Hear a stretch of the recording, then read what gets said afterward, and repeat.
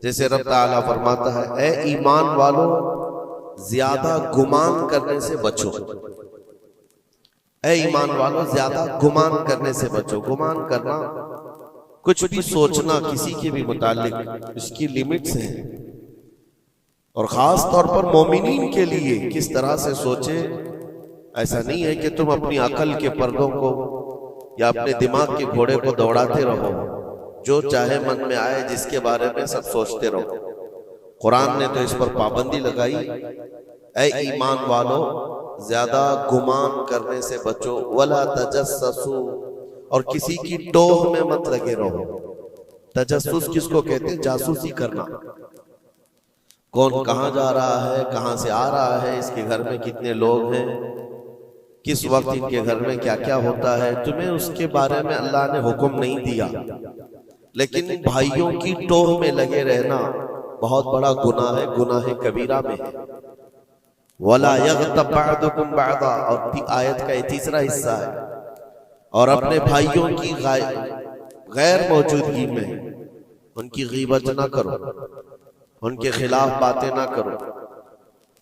और रब ताला फरमाता, क्या तुम में से कोई ये पसंद करता है कि अपने मरे हुए भाई का गोश्त खाए? जो गीबत करता है गोया कि वो अपने मरे हुए भाई का कच्चा गोश्त खाता है। और गीबत के मुतालिक बहुत सारे लोगों को ऐसा लगता है, अरे मैं तो पीठ पीछे क्या सामने मुंह पे भी यही बोल सकता हूं। ये बातें जो कहते हैं, गीबत का मतलब ये नहीं है कि सिर्फ पीठ के पीछे बोलना, मुंह के सामने भी ऐसी चीज बोलना जो उसको बुरी लगे, वो गीबत है, वो भी हराम है। ये तीन चीजें इस आयत के अंदर है। एक बदगुमानी करना, दूसरे जासूसी करना, और तीसरे गीबत करना। इसके ऊपर अगर मैं गुफ्तगू करूं बहुत तवील हो जाएगा, लेकिन ये पूरे मुआशरे के लिए जहर हिलाल है, जहर कातिल है। यहां से सोसाइटियां टूट जाती हैं, रिश्ते खत्म होने लगते हैं। बदगुमानी करना, शक करना, ये एक उसी की किस्म है। जन इसको अरबी में कहा गया है गुमान, यानी किसी के मुतालिक गुमान करना। देखें, दुनिया में जो चीज दिख रही है जरूरी नहीं है कि वो वैसी ही हो।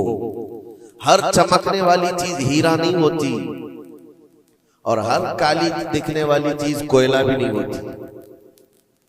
दोनों में बड़ा फर्क है। हकीकत कुछ और हो सकती है, लेकिन बगैर किसी तहकीक के या बगैर तुम्हें यकीन के गुमान कर लेना, ये तुम्हें बहुत बड़े गुनाह में ले जाएगा, बहुत बड़े गुनाह में।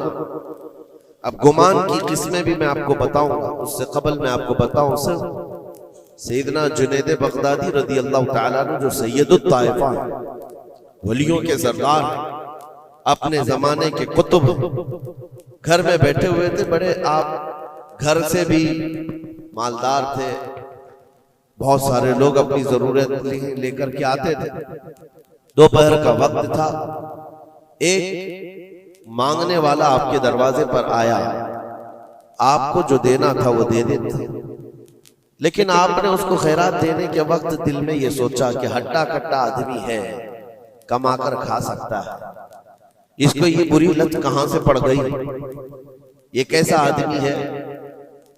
बहरहाल उसको जो खैरात देनी थी दे दिया, वो बंदा चला गया, खैरात लेकर चला गया।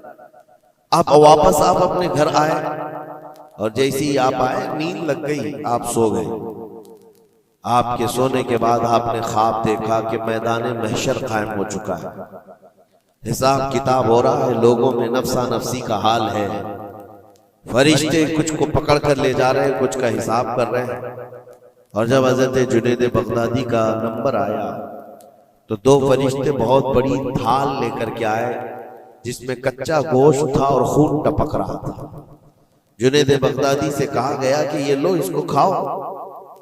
तो हजरत जुनैद बगदादी ने कहा कि क्या मुझे नहीं जानते, मैं जुनैद, मैंने ऐसा कौन सा गुनाह किया कि मुझे इसकी सजा ये दी जा रही है। फरिश्तों ने कहा, ए जुनैद, क्या अपने मोमिन भाई के बारे में आज दिन में आपने बुरा गुमान नहीं किया? जो आपके दरवाजे पर आया उसके मुतालिक आपने बदगुमानी नहीं की? तो हजरत जुनैद बगदादी रज़ियल्लाहु ताला अन्हु बिछक करके उठ गए, खौफ के मारे नींद खुल गई। और उसके बाद बेकरारी इतनी आई कि हाँ मैंने तो गुमान उसके मुतालिक गलत किया था। थोड़ा सा ऐसा भी नहीं है कि वो चोर है, डकैत है, डाकू है, ये भी नहीं, सिर्फ इतना सोचा था कि हट्टा कट्टा आदमी है, मांगता क्यों है। हज़रत जुनैद बगदादी अपने घर से निकले उस फकीर को ढूंढने के लिए कि जो मेरे घर आया था, और उसके बाद ढूंढते हुए उसके पास पहुंच गए। जा करके उससे माफी तलब की, कहा कि आज तू जो घर पर आया था मैंने तेरे मुतालिक ये गुमान किया था कि तू हट्टा कट्टा आदमी है और मांग कर खा रहा है। तो उसके बाद उस शख्स ने जो जवाब दिया वो हैरत में था। मेरे अजीजों, ना वो फकीर था, ना ही वो कोई कमजोर और मजबूर था, बल्कि अल्लाह के एक वली थे जो उनके इम्तिहान के लिए आए हुए थे। हज़रत जुनैद बगदादी रज़ियल्लाहु ताला अन्हु को उससे ज्यादा माल उन्होंने लौटाया और कहा, ऐ जुनैद, तेरे मकामात को अगर कोई चीज खत्म करती है तो मोमिनीन के मुतालिक बदगुमानी कर। अगर तू आज यहाँ ना आता तो तेरे मकामात रोक दिए जाते, आगे तुम न मारिफत और तरीकत के रास्ते पर बढ़ सकते, क्योंकि ये मर्ज है, ये बीमारी है। इस बीमारी ने तो हमारे मुआशरे को खराब किया हुआ है। बदगुमानी से बचो। यहां तक के लोगों ने बहुत जल्दी अपने दिमाग पर यकीन करके फैसले भी ले लिए हैं। आप मिसाल के तौर पर किसी घर से कोई निकल रहा है और आपने फौरन ये गुमान कर लिया कि ये इस घर में बदकारी करने के लिए गया था। आपकी नेगेटिविटी जो जहन में थी आपने गुमान किया और उस पर यकीन की मोहर भी लगा दी। ना उससे आपने जाकर पूछा कि कौन है, क्यों आया था। इसी तरह की एक और बात मैं आपको बताता हूं। हजरत शफीक बल्खी बड़े बुजुर्ग दरियाए दजला के किनारे आए, देखा कि एक मर्द, एक नौजवान है, औरत को गोद में सुलाया हुआ है दरिया के किनारे और शराब की बोतल हाथ में लिए बैठा है। इस तरह का माहौल तो बगदाद का नहीं था, पर्दे का माहौल था, इस्लामी माहौल था। लेकिन खुले आम कोई दरियाए दजला के किनारे इस तरह बैठे और वो भी औलिया की नजर पड़े तो उनके लिए तो बहुत हैरत की बात थी। हजरत शफीक बल्खी ने देखा, कहा, हाय अफसोस, जमाना कहां आ गया। लोग खुले आम औरतों को लेकर बाहर सोने में बाहर मजे करने लग गए और खुले आम अब शराब भी पी जाने लगी। शराब भी पी जा रही है, खुद भी पी रहा है, उस औरत को गोद में थोड़ा थोड़ा सा पिला भी रहा है। हजरत शफीक बल्खी ने कहा कि बहुत सख्त हालात हो गए बगदाद में, इतनी अय्याशियां मैं पहली मर्तबा देख रहा हूं। इसी असना में एक कश्ती दरियाए दजला में हिचकोले खाती हुई आ रही थी और उस कश्ती का बैलेंस बिगड़ा हुआ था, वो आगे बढ़ नहीं पा रही थी। इधर उधर करते करते अचानक वो कश्ती पलट गई, उसमें 10 लोग सवार थे, सबके सब दरिया में डूब गए। ये जो नौजवान किनारे पर बैठा था, उस औरत को जो गोद में लिए बैठा था, औरत को उठाया और उसको साइड किया, भागता हुआ गया दरिया के पार। यूं हाथ डालता था, एक आदमी को निकालता था और बाहर करता, ना उसके पांव पानी में डूबते थे। यूं समझ ले कि जैसे दरिया में कोई खड़ा है और अपने हाथ डाल डाल करके निकाल रहा है। 9 आदमियों को उसने अपने हाथों से दरिया से निकाला और बाहर किया और उसके बाद एक आदमी बच गया था। इस नौजवान ने हजरत शफीक बल्खी की तरफ देखा जो वहीं खड़े थे, कहा, क्या है शफीक बल्खी, मेरे बारे में बहुत कुछ तुमने सोचा दिल में, 9 तो मैंने निकाल दिया, एक आप निकाल दिया। ये जो जान बचाया है मैंने, और रब तबारक व तआला ने फरमाया जिसने किसी एक की जान बचाई उसने पूरी कायनात की जान बचाई, पूरी दुनिया की जान बचाई। मैंने तो 9 को बचाया, आप एक बचाओ।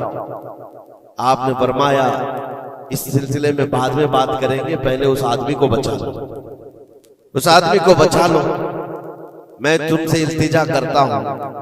उसने 10वें को भी बचाया। उसके बाद हजरत शफीक बल्खी के दिल में एहसास हुआ कि मैंने गलत जगह गुमान किया, ये कोई आम आदमी नहीं है, आम इंसान नहीं है। इसके मुतालिक मैंने क्या क्या दिल में सोच लिया, क्या क्या गुमान कर लिया। तो आपकी आंखों में आंसू आ गए और कहा कि मुझसे बड़ी खता हो गई, मुझे माफ करें। लेकिन आपको अल्लाह ने ये ताकत दी है कि आप दरिया पर खड़े होकर इंसानों को बचा तो रहे हैं, लेकिन ये क्या है जो किनारे पर बैठ करके खुलेआम हो रहा है? किनारे दरिया के बैठकर ये खुलेआम क्या हो रहा है? उस नौजवान ने कहा, शफीक बल्खी, ये भी मैं बताता हूं, वो गोद में पड़ी हुई औरत कोई आम औरत नहीं, मेरी माजूर माँ है, बीमार है, और उसको दरिया के किनारे लाने का हकीमों ने हुक्म दिया। और मेरे हाथ में जो बोतल है ये दवा की बोतल है, उसको हर आधे घंटे पर पिलाया जाता है। मैं भी पीता हूं और मेरी माँ को पिलाता हूं। सिर्फ इलाज की गर्ज से मैं यहां पर बैठा हुआ हूं। और आपने अपने दिमाग में क्या क्या सोच लिया कि बगदाद तबाह हो गया, अय्याश हो गया, नौजवान औरतों को लेकर आके बैठने लग गए, शराब पीने लग गए। मेरे अजीजों, ये बहुत बड़े वली कामिल की बात कर रहा हूं, हज़रत शफीक बल्खी। लेकिन उनको खता का एहसास होता तो वो रोते, गिड़गिड़ाते और तौबा भी करते। हमारे तो हालात ऐसे हैं कि हमने तो बिल्डिंगें बना ली अपने गुमान पर, इमारतें बना ली, फलां के मुतालिक ऐसे ऐसे मामलात हैं, और उसी पर हम इमारतें बनाना शुरू कर देते हैं, जबकि हमारे पास यकीन के लिए एक दलील भी नहीं होती। मेरे अजीजों, बदगुमानी से बचने के लिए कुरान कहता है, या अय्युहल्लज़ीना आमनू इज्तनिबू कसीरम मिनज़्ज़न, ऐ ईमान वालों, ज्यादा गुमान करने से बचो, हराम है और कबीरा गुनाह है। यहां तक के फरमाया गया कि बदगुमानी करोगे मोमिनीन के मुतालिक, कल क़यामत के दिन फैसला होगा, और अगर तुम्हारा गुमान गलत निकला तो सारी नेकियां तुम्हारी उठाकर उस बंदे को दी जाएगी जिसके मुतालिक बदगुमानी किया था। और तुम नेकियों से अगर खाली थे तो ये मत समझना कि अब कुछ नहीं लिया जाएगा, बल्कि जिसके मुतालिक बदगुमानी किए थे उसके गुनाह उठाकर तुम्हारे ऊपर डाल दिया जाएगा। उसके हुकूक की पामाली है, ये हुकूकुल इबाद। इसलिए ये गुनाह ऐसा है, बल्कि एक मर्ज है जो लोगों के एतमाद को खत्म करता है, रिश्ते बिगड़ जाते हैं। मुझे याद है एक बात बहुत पहले की, हमारे जमाने तालिब इल्म, मैंने तकरीबन 8-10 साल देखा, दो गहरे दोस्त थे, बहुत गहरे दोस्त, एक साथ खाते थे, एक साथ जाते थे, मशहूर थी दोस्ती। और इत्तेफाक ऐसा हुआ कि एक महफिल में बैठे हुए थे, एक दोस्त जो है वो मुझसे बात कर रहा था, और उसका जो दूसरा दोस्त है वो दूर बैठा हुआ है। अब इस दोस्त ने मुझे कान में कुछ बात की, मैंने देखकर हंसा, वो भी मुझे देखकर हंसा, बात कुछ और ही थी। सामने वाले को ऐसा लगा कि हम उसके मुतालिक प्लानिंग कर रहे हैं, और उसको ये लगा कि हम उसके मुतालिक कुछ बुरी बातें कर रहे हैं, जबकि ना उसके नाम का मसला था, ना टॉपिक था, कुछ नहीं था। बस उस बंदे ने इस बदगुमानी की वजह से 10 साल तक बातचीत छोड़ दी। कई मर्तबा हमने बताया भी कि तुम्हारा मैटर नहीं था, तुम्हारा मसला नहीं था, सामने वाले को यकीन नहीं आता, सिर्फ और सिर्फ गुमान की बुनियाद पर कि वो मुझे देखकर हंस रहा था तो मेरे ही मुतालिक बात थी। ये अपने अकल के फतूर पर यकीन करके इमारतें बना लेना तुम्हें बहुत बड़ी गुमराही में ले जाता है। कई मर्तबा ऐसा होता है कि धोखा खा जाओगे। इसी सूरह हुजरात की एक और आयत में बताऊं आपको, अल्लाह करीम फरमाता, या अय्युहल्लज़ीना आमनू इन जाअकुम फासिकुम बिनबइन फतबय्यनु अन तुसीबू कौमन बिजहालतिन फतुस्बिहू अला मा फअलतुम नादिमीन। ये बदगुमानी करने का एक और जरिया है, एक रास्ता है। क्या है? अल्लाह फरमाता, जब तुम्हारे पास कोई फासिक आदमी खबर लेकर के आए तो उसकी तहकीक कर लो। ये अल्लाह का हुक्म है। कोई फासिक आदमी, फासिक कौन है इसकी मिसालें आपको मिल जाएंगी। जो खुलेआम गुनाह करता है वो फासिक है। फासिक आदमी जब तुम्हारे पास खबर लेकर के आए तो रब फरमाता उसकी तहकीक कर लो, वरना ये होगा कि अनजाने में तुमको शर्मिंदगी उठानी पड़ेगी, तुम अपने किए पर बाद में पछताओगे। अला मा फअलतुम नादिमीन, तुम शर्मिंदा हो जाओगे। अक्सर ऐसा होता है कि कोई खबर लेकर के तुम्हारे पास आया और आज के जमाने का बड़ा फासिक ये व्हाट्सएप है, ये बड़ा फासिक है। इसकी बातों पर कौन यकीन करे? मेरे अजीजों, लोग तो सिर्फ एक दूसरे की एडिट की हुई तस्वीरों को देख करके ईमान ले आ जाते हैं, है ना? ऐसा हकीकत है। व्हाट्सएप यूनिवर्सिटी के फारिगीन तो अभी जमाने में बहुत है, इनकी नॉलेज सिर्फ और सिर्फ उसी से है, इंटरनेट से, व्हाट्सएप से। जबकि इनकी तहकीकात पर अगर लग जाए तो असल वजूद में कुछ है ही नहीं। इसीलिए मेरे अजीजों, बदगुमानी करने से बचो, बदगुमानी करने से बचो। जिसकी असल ही ना हो उस चीज के फैलाने का हम सबब बन जाते हैं कई मर्तबा। अल्लाह करीम हमें इस बलाए अजीम से महफूज रखे। मुझे एक बात याद आती है, मैंने पढ़ा था ट्रेन में एक आदमी सफर कर रहा है और उसके साथ 3 बच्चे हैं। बड़े बेटे की उम्र 7 साल की, दूसरे बेटे की उम्र 5 साल की, तीसरे की 3 साल की। छोटे बच्चे 7, 5 और 3 साल की उम्र के बच्चे हैं। अब वो बंदा जब ट्रेन में सफर कर रहा हो 3 बच्चों को लेकर के, और जब बैठा हुआ है ट्रेन में, कोई बड़ा उधर से कूदता है, कोई इधर से उछलता है। ये तीनों उछल कूद ऐसी मचाए हुए हैं कि इस मुसाफिरों का आराम और सुकून गारत हो गया है। थोड़ी देर तक तो कोई बर्दाश्त कर लेगा, और उसके बाद मुसाफिर देख रहे हैं दूसरे। बड़ा मसला तो ये है कि उछल कूद तो बच्चे कर रहे हैं, बाप एक जुमला भी उनको मना नहीं कर रहा। ना बड़े से कहता है कि बैठ जा, ना छोटे को संभालता है। उछल कूद कर रहे हैं और ये खामोशी से बैठा हुआ है कोने में। सामने के पैसेंजर देखते रहे और कहा कि कितना बेगैरत आदमी है, बच्चों को ऐसे खुलेआम छोड़ा हुआ है, बैलों की तरह नाच रहे हैं। अब कानाफूसी भी शुरू हो गई। थोड़ी देर के बाद जब ये ज्यादा हो गया तो लावा फट ही जाता है लोगों का। कोई किसी की गोद में कूद पड़ रहा है, कोई उछल कूद करते हुए बच्चा किसी के यहाँ लटक जा रहा है। 1 घंटा तमाशा हुआ तो उसके बाद लोगों के सब्र का दामन छूट गया, बोलना शुरू कर दिया। और सबने मिलकर के जब उसको कोसना शुरू किया, भाई साहब आपके बच्चे हैं? उसने कहा मेरे बच्चे हैं। कहा कुछ तो तमीज सिखाओ, सफर के आदाब तो बताओ। कोई वहां से कूद रहा है, कोई यहां से कूद रहा है, सारे लोगों का आराम गारत करके रखा है इन बच्चों ने।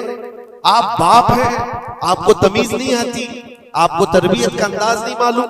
सबकी डांट डपट सुनता रहा और उसके बाद थोड़ी देर के बाद फुर्राई हुई आवाज निकली उसकी, दर्द भरी आवाज निकली। कहा मैं इनको तरबियत अच्छी तरह से देता हूं, तमीज भी है सब, लेकिन मसला ये है कि आज ही सुबह इनकी माँ मेरी बीवी का घर में इंतकाल हो चुका है। वो मैके गई हुई थी, ये बच्चे मेरे पास थे। मुझे सुबह खबर आई है इनकी माँ का अचानक दौरा पड़ने से इंतकाल हो चुका। मैंने अभी तक इन बच्चों को बताया नहीं कि इनकी माँ का इंतकाल हुआ। ये जितना उछल कूद कर रहे हैं, खेल रहे हैं, अभी घर पहुंचेंगे तो इनकी सारी खुशियां खत्म हो जाएंगी। ये अपनी माँ की मुर्दा लाश को देखेंगे तो सारा उछल कूद चला जाएगा। बस मैं इसलिए इनको इतनी देर के लिए छोड़ा था कि जितनी देर खुशी मना सके मना ले, फिर जिंदगी भर इनको माँ को खोने का एहसास तो सताता ही रहेगा। बस इतना जुमला उसका निकला तो हिचकियां बंद गई। जो बगल में मौजूद मुसाफिर थे सबकी आंखों में आंसू आ गए। अब कोई बच्चे को उठाता चूमता था, कोई उसको गोद में उठा रहा है। बच्चों को खबर नहीं है कि इनकी माँ का इंतकाल हुआ है और ये बंदा उनको सफर पर ले जा रहा है। लेकिन थोड़ी ही देर के लिए दूसरे मुसाफिरों ने क्या क्या बदगुमानियां कर ली। मेरे अजीजों, किसकी जिंदगी में क्या चल रहा है आपको खबर नहीं है।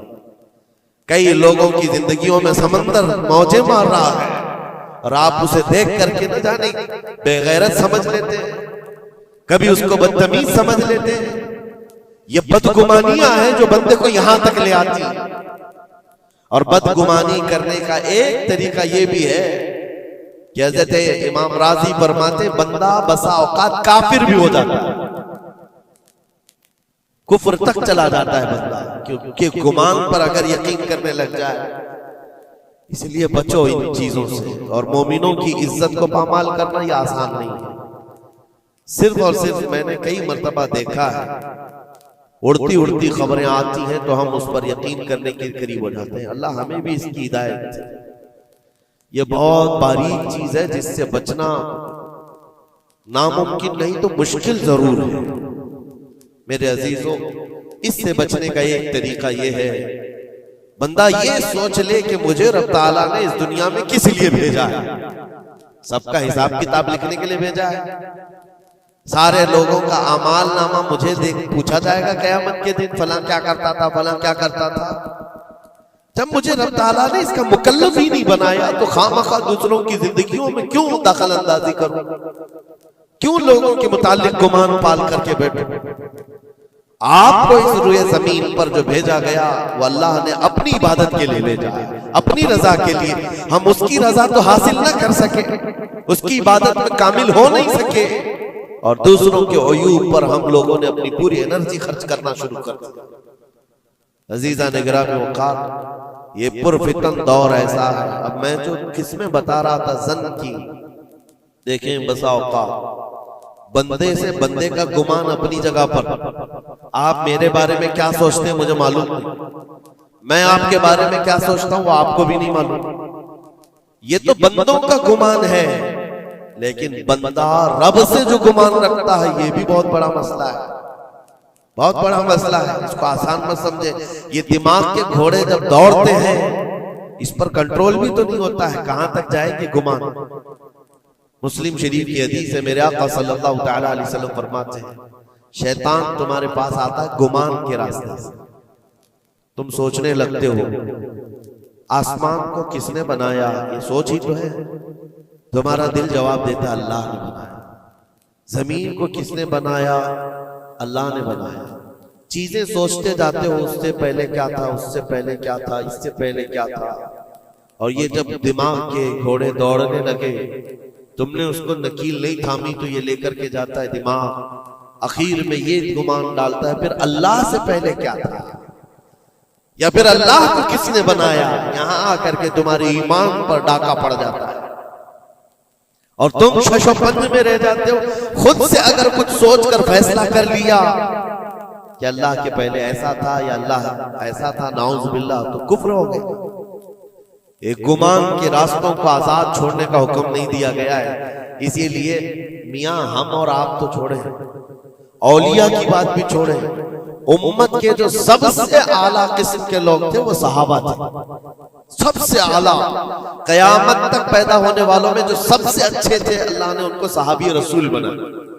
सहाबा इकराम बात कर रहे थे आपस में, किस मसले में, तकदीर के बारे में, तकदीर के मुतालिक बात करें। तकदीर के बहुत सारे मसले, इसमें दिमाग की गिरें ऐसी आजाद हो जाती है, बंदा सोचने लग जाता है।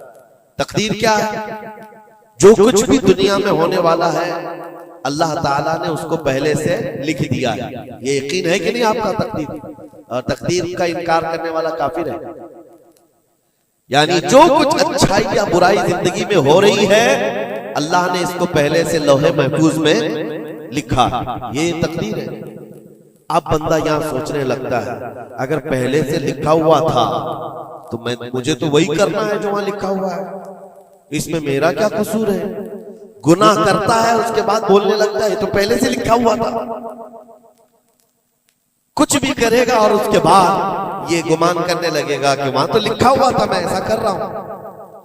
तकदीर के मसले ऐसे हैं कि बाज लोग सवाल करने लग जाते हैं कि मियां अगर अल्लाह ने पहले से लिखा है तो फिर बंदे का क्या कसूर है इसमें जो गुनाह कर रहा है, और अगर पहले से लिखा हुआ नहीं है तो फिर तकदीर नहीं है। इन मसाइल में गुफ्तगू करते करते, गुमान करते करते बंदा कुफ्र तक पहुंच जाता है। कुछ फिरके भी बन गए इसी बात, जबरिया, कदरिया। अब मैं यहां पर इसलिए ये बात कर रहा हूं, नबी करीम सल्लल्लाहु तआला अलैहि वसल्लम ने सहाबा को मना कर दिया कि इस मसले में गुफ्तगू ज्यादा ना करो, तो आम लोग तो छोड़े। अब जन की किस्में मैं बता रहा हूं, गुमान की वो 4 किस्में बताई गई। इमाम अबू बकर जस्सास राजी रहमतुल्लाह अलैह ने 4 किस्में इसकी बयान की। पहला गुमान हराम है, दूसरा गुमान वाजिब है, तीसरा गुमान मुस्तहब है और चौथा गुमान यानी ना उसके ऊपर गुनाह मुबाह है। उसकी किस्में हैं जिसमें से पहला गुमान जो हराम है, और एक गुमान को तो उन्होंने कुफ्र भी कहा है।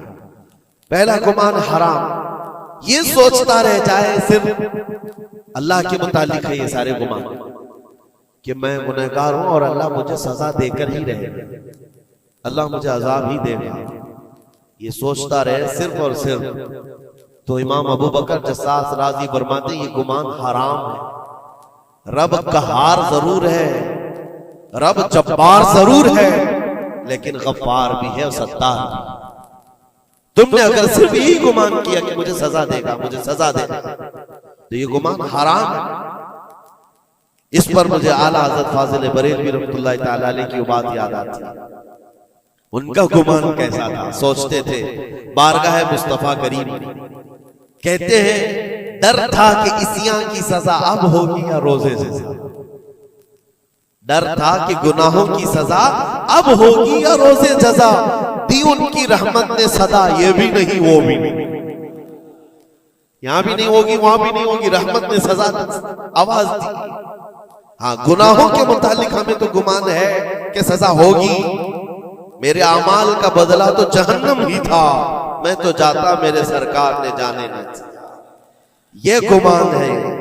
बारगाह मुस्तफा में गुमान आला रखो, और रब ताला के मुतालिक जब गुमान करना हो तो हदीस कुदसी है, मुस्नद अहमद की हदीस है। अल्लाह ताला फरमाता अना इंदा ज़न्नी अब्दी बी, मैं अपने बंदे के गुमान के मुताबिक सुलूक करता हूं। बंदा मेरे मुतालिक जैसा गुमान करता है मैं उसके साथ वैसा सुलूक करता हूं। अब तुम्हारा है, ये तुम्हारी मर्जी है। और हदीस का आगे का टुकड़ा भी है, फल यदुन मा शा अबी, बंदा जो चाहे मेरे बारे में गुमान कर ले। तुम सख्त किस्म का खुदा गुमान करके बैठे हो, सख्तियों का सुलूक हो जाएगा। इसीलिए मैंने इससे कबल भी एक बार कहा था, जब किसी के घर में इंतकाल होता है फरिश्ते आ जाते हैं, मरे हुए इंसान को उठाने से पहले तक वो घर वालों को सब देखते रहते कौन क्या क्या बोल रहा है, और उसकी सारी रिपोर्ट ले जाकर बारगाह रब्बुल इज्जत में अर्ज करते हैं।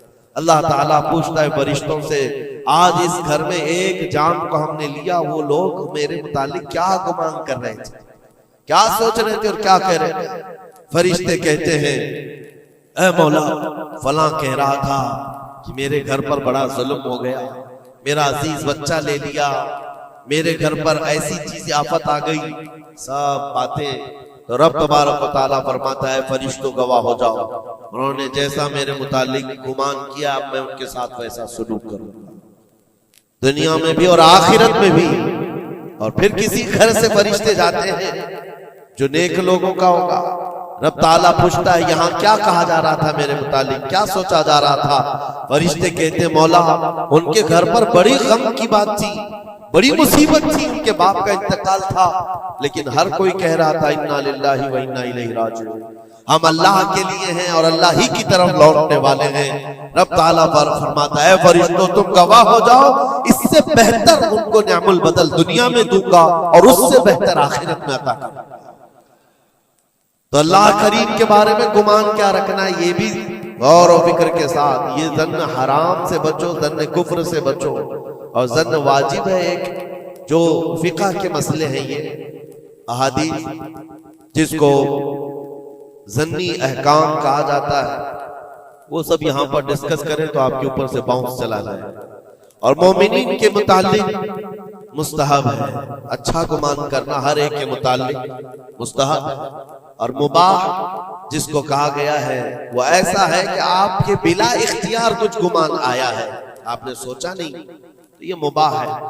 और खैर का गुमान करना, ज़न्नुल मुमिनीन खैरन, हुजूर पाक ज़न्नुल मुमिनीन खैरन, मेरे आका सल्लल्लाहु अलैहि वसल्लम ने फरमाया मोमिनों के बारे में हमेशा अच्छा गुमान रखो, अच्छा गुमान रखो। कोई मर गया और जनाजा जा रहा है, एक हदीस ये भी मैं बता दूं आप, तुम्हारे गुमान करने से और तुम्हारे बोलने से कितना फर्क पड़ता है। एक जनाजा जा रहा था, हुजूर पाक सल्लल्लाहु अलैहि वसल्लम थे, वहां पर बहुत सारे लोग खड़े थे, उसकी तारीफ करने लग गए, क्या अच्छा आदमी था, कितने अच्छे अमाल थे इसके, सबके साथ भलाई करता था। हुजूर पाक ने फरमाया बच है बच, वाजिब हो गई उसमें। फिर एक जनाजा निकला और लोग उसके मुतालिक कहने लगे बड़ा बदकार आदमी था, ये जमीन का बोझ है, चला लोगों के साथ बुराइयां करता था। हुजूर ने फरमाया बच है बच, वाजिब हो गई। साहबा ने पूछा दोनों पर वाजिब हो गई? हुजूर ने फरमाया पहले पर जन्नत वाजिब हुई, दूसरे पर दोज़ख वाजिब हुई। तुमने जिस तरह से उसके मुतालिक अपना वो बनाया, दिमाग बनाया, मोमिनीन जो कसीर मोमिनीन और यानी सलाह व तकवा वाले मोमिनीन जिसके मुतालिक अच्छा गुमान करे, अल्लाह भी उसके साथ अच्छा सलूक फरमाता है। इसीलिए मेरे अजीजों, क्या जाता क्या है अच्छा गुमान करने में? खर्चा कौन सा है आपका? पैसे कौन से लगते हैं आपके? जो कब्रिस्तानों में सोए हुए उनके बारे में अच्छा गुमान करो कि जो कुछ भी थे अनजाने में उनसे खताएं हुई होंगी, लेकिन वो रब ताला की रहमत से मायूस नहीं थे, मौला उन्हें माफ करेगा। ये इतना गुमान करने में तुम्हारा क्या जा रहा है? आज के इस पुरफितन दौर में ऐसे बदमाश किस्म के और ऐसे फित्तीन लोग भी आए हुए हैं जो तुम्हें औलिया से भी बदगुमान कर रहे हैं, सहाबा से भी बदगुमान कर रहे हैं।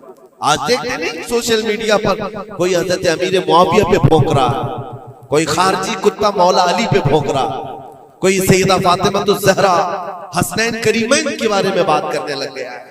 ना तुम्हारा जमाना है, ना तुमने उनको देखा है, सिर्फ उड़ती हुई खबरें आई तो तुमने यहाँ से गुमान बना लिया, फला बागी था, फला हद से ज्यादा करने वाला था। नाउजुबिल्लाह, ये सहाबा के बारे में बातें हो रही है, औलिया इकराम के बारे में धड़ल्ले से बात की जाती है।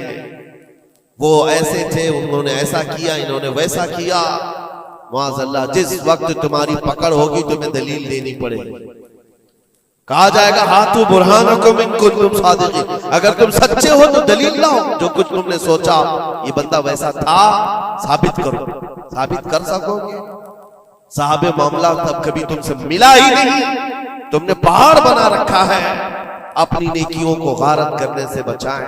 फिर कुरान की आयत पढ़ता हूं, ए ईमान वालों कसीर गुमान करने से बचो। इसके दो हिस्सों पर तो मैंने बात ही नहीं किया। वला तजस्ससू, जासूसी मत करो। ये जो टिप्पर बने हुए घूमते हैं, मोमिनीन की खबरें पुलिस वालों को देना, हुकूमत के अहदेदारों को पहुंचाना, इसको तो आज समझते पेशा है। ये 500 की नोट मिलती होगी, उसकी मिसाल ऐसी है, किसी कुत्ते को हड्डी डाली जा रही है और वो उनके पीछे तुम हिलाते हुए भाग रहा हो। तुम्हें पता भी है कितना बड़ा गुनाह है ये, कितना बड़ा गुनाह है। अरे तुम है, लानत है ऐसी जिंदगियों पर। तुमको जिंदगी इसलिए मिली कि तुम मोमिनीन की और मुसलमानों की खबरगिरी करो और यहाँ की जासूसी ले जाकर कुफ्फार को दो।